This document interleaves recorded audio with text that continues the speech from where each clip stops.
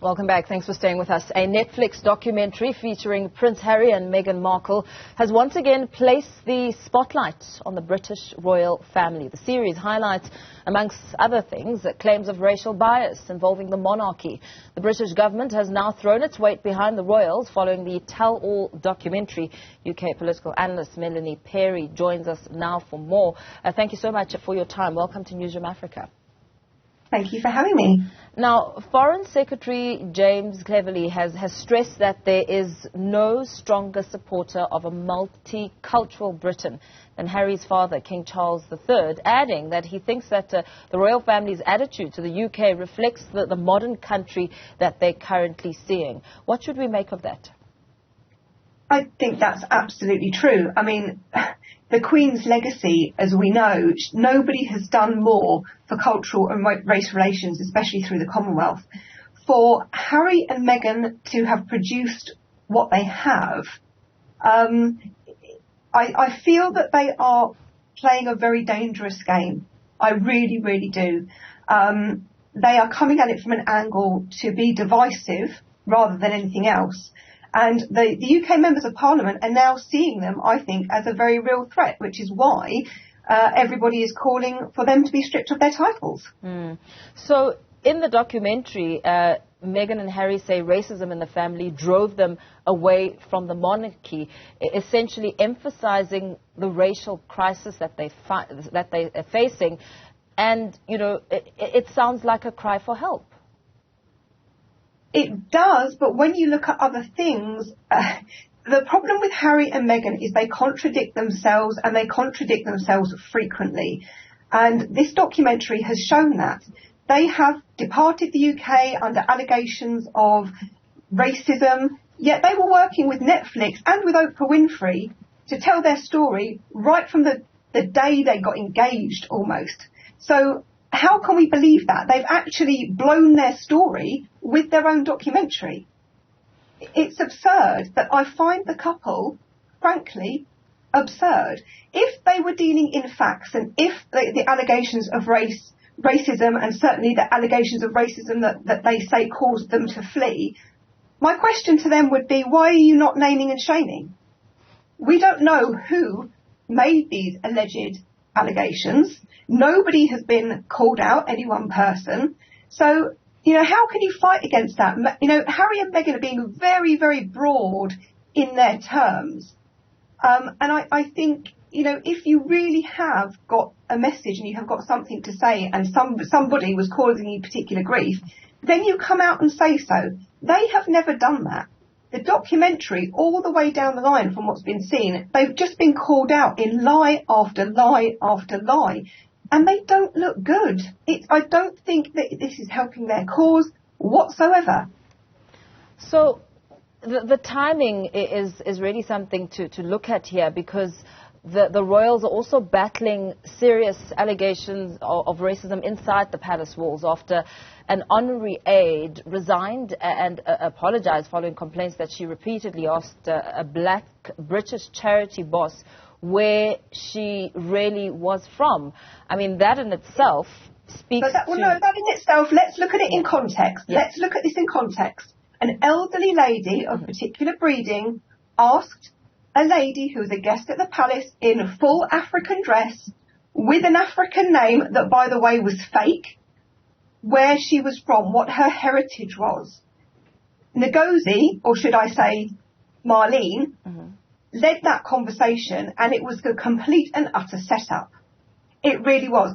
The lady in question has now closed her charity over alleged fear for her safety. There's been no mention of what is really going on, that her charity is being investigated, seriously investigated for fraud. So I'm sorry, I don't expect to believe that those allegations of racist were true. And I really think that this narrative that is trying to be controlled from the Sussexes is a highly dangerous one. This is precisely what members of Parliament are talking about. And it begs the question, I mean, Gayle King, I'm sure you've heard of Gayle King, who is a black American TV presenter and a friend of the Sussexes, was quoted this week saying that she did not believe that the royal family was racist and pointed straight at Harry and Meghan at the RFK Ripple of Hope Awards in New York, saying, and they don't believe it either. Now, this is absolutely huge. If this is true and they don't believe that the family are racists, why are they doing it? There are serious, serious questions that need to be asked here. Yeah, I mean, it's quite shocking. I'm also trying to get an understanding. So, based on what you've gathered as a political analyst, are you saying that it's completely not true? There is not a chance at all that the royal family could be racist in any form or format? Are you saying that it's impossible at this stage to even begin to look into the allegations? I think it's right to look into any allegations. Of course it is. But you have to then, people have to understand what they find from that. Now, families and people and human beings are complex. You know, I can't answer for all of the royal family to say whether there are anybody there that are racist or not. I mean, from my perspective, from what we've seen in the media, there are probably only two people that I could name in the royal household that could be accused in any way, shape or form of being racist. One person was Prince Philip, as we all know, used to make tremendously risque comments that used to have the global news reeling. Oh my goodness, I can't believe he said that. And the other person, ironically, is Prince Harry himself, who in 2009, when he was in the army, had to take a race awareness course for derogatory racist comments that he made against a colleague. So that is well documented, so that one person that I would say is racist in the royal family is Prince Harry. Has government, do you know, or any government officials or any law enforcement engaged Prince Harry and Meghan around these allegations, just to assess, you know, how much truth there is within it? As far as I know, no. The palace are being very dignified in their response, but I do think that there are questions that need to be asked, and members of Parliament particularly are concerned. They are concerned about this situation because the questions need to be raised, especially if Gayle King is right and Meghan and Harry really don't truly believe that the royal family are racists. Why are they doing this? And it beggars the question that in their documentary, that wasn't filmed in their own home, but in the home of an oligarch who, again, is a quite fraudulent person who has built his fortune on defrauding charities, who is bankrolling Meghan and Harry to say this about the royal family? What the question I think that the MPs would like answered, and what I certainly would like answered, is who benefits? Who benefits from worsening the relations between America and the UK? And who benefits from sparking off race wars in both countries?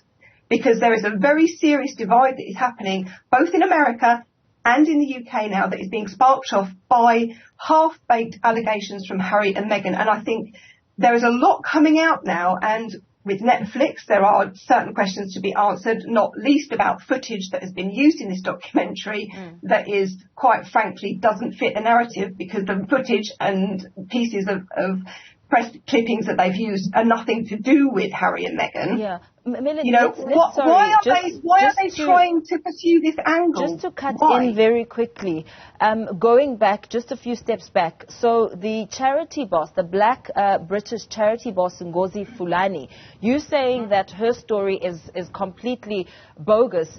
There are questions to be answered on that. Okay. Serious questions. Are law enforcement officials pressing ahead to investigate the claims that she's making?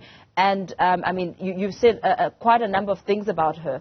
Is there any legal footprint? Yes, it's on record that she is being investigated for fraudulent activity within her charity. She was a guest in the palace. She wasn't an invitee. I think, you know, she and her supporters are getting irate because she is being looked at a lot more closely. And I think personally, this is not what the police or anybody is saying.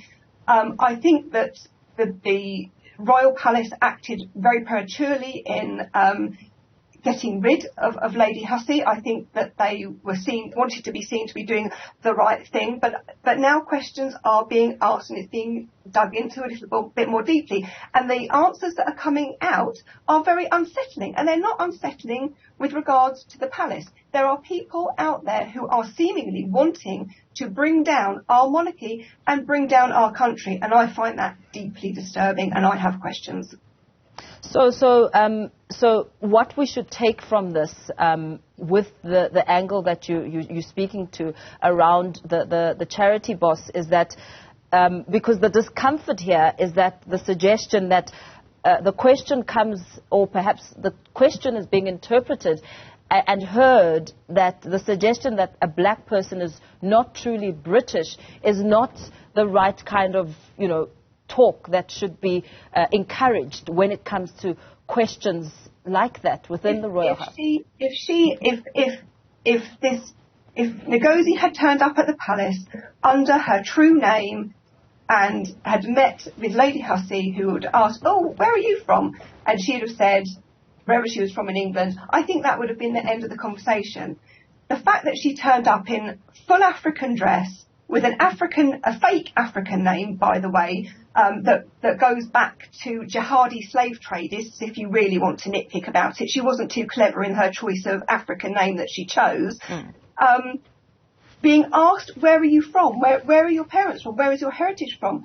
Most people in the UK, of course, that was the question. People would ask that. She deliberately turned that conversation into something that she wanted to produce and put out on social media.